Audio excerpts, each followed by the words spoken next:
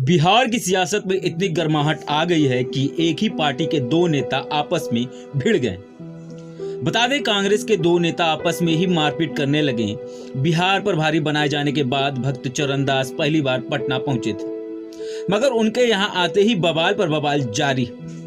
सोमवार को जहां उनके कार्यालय में पार्टी के बड़े नेता नदारद रहे, तो वहीं दूसरे दिन यानी आज बैठक के दौरान कांग्रेस नेता आपस में ही भिड़ गए। कांग्रेस प्रदेश कार्यालय में बैठक के दौरान जमकर मारपीट हुई, साथ ही कुर्सियां भी एक दूसरे पर फेंकी गई। बता दें कि कांग्रेस के बिहार प्रभारी भक्त चरण दास जब कार्यकर्ताओं के साथ कांग्रेस कार्यालय में पहली बार बिहार आकर मीटिंग ले रहे थे, उसी दौरान कांग्रेस के दो गुटों में मीटिंग के दौरान ही भारी बवाल हो गया।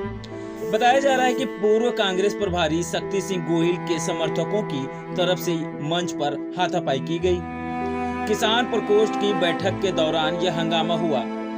स्थिति बिगड़ता देख भक्त चरण सिंह दास ने मोर्चा संभाला। उन्होंने हंगामा करने वाले कार्यकर्ताओं को बाहर निकाल दिया और कहा कि जो किसान की लड़ाई में अपना योगदान नहीं दे सकते, उन्हें पार्टी से बाहर निकाला जाएगा।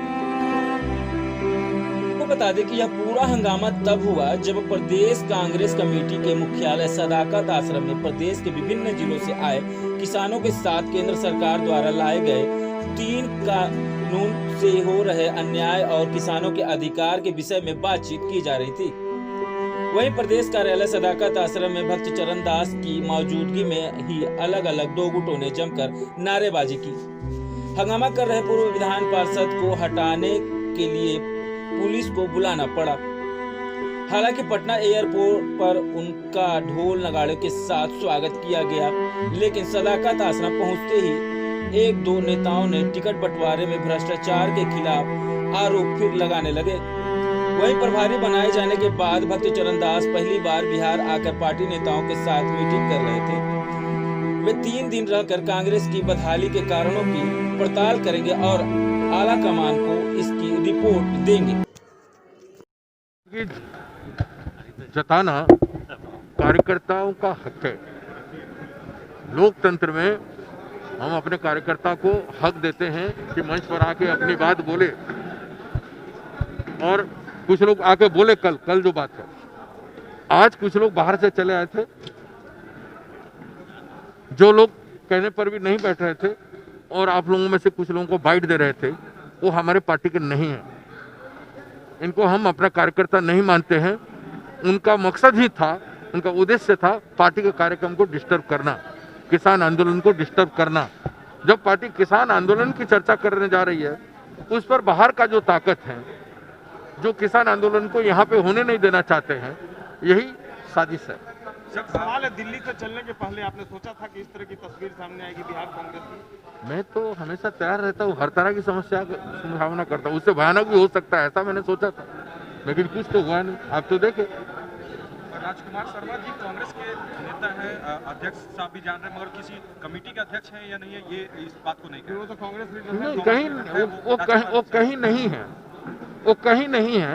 वो कुछ है या थे तो मेरे से इतने कार्यकर्ता मिल रहे हैं। आप देखें कि लॉन में जाकर मैं एक एक करके मिला। उनके मन में अगर कांग्रेस हित में कुछ बात करना था तो मेरे से आके उनका प्रति अगर कोई अन्याय किया है तो बोल सकते थे। उसमें पंडाल में मीटिंग के समय डिस्टर्ब किया, ये एक साजिश है। वो एक बाहरी आदमी ही इस तरह का साजिश कर सकता है। कमेटी गठन जो नहीं हुआ वो भी मानते सर एक बहुत बड़ा कारण है कि नहीं, बहुत बड़ा कारण है तो डिस्टर्बेंस करने से गठन होगा? नहीं, बोलने से होगा। आप कंस्ट्रक्टिव सुझाव दोगे तब जाके होगा कमेटी गठन। आप प्रभारी के सामने आपके प्रति अगर दूसरे लोगों ने अन्याय किया है तो नए व्यक्ति आया है तो उसे जताऊं, वो अगर नहीं सुने तब मैं कुछ करूं, ऐसा होना चाहिए। लेकिन उनका मकसद मीटिंग को, किसानों के संदर्भ में मीटिंग को डिस्टर्ब करना था, इसलिए उन्होंने जो कुछ किया। सर 3 साल से सर, लेकिन वो चले जाने के बाद सारे कांग्रेस लोग बैठे रहे और अच्छा से मीटिंग हुई। सर 17 से कमेटी गठन नहीं हुआ, आपने कहा 2 महीने में गठन हो जाएगा। 4 साल समय बीत गया, ये 2 महीने माना जाए कि कमेटी का गठन कांग्रेस में हो जाएगा? और 2 महीने से पहले भी हो सकता है, एनी मूवमेंट हो सकता है। कम से कम मैं 15-20 दिन जनता के बीच में रहूं, कार्यकर्ता के बीच में रहूं, उसके बाद मैं सोचूंगा क्या करूंगा। 2 महीने तक अल्टीमेटली गठन हो जाएगा, मैक्सिमम 2 महीने।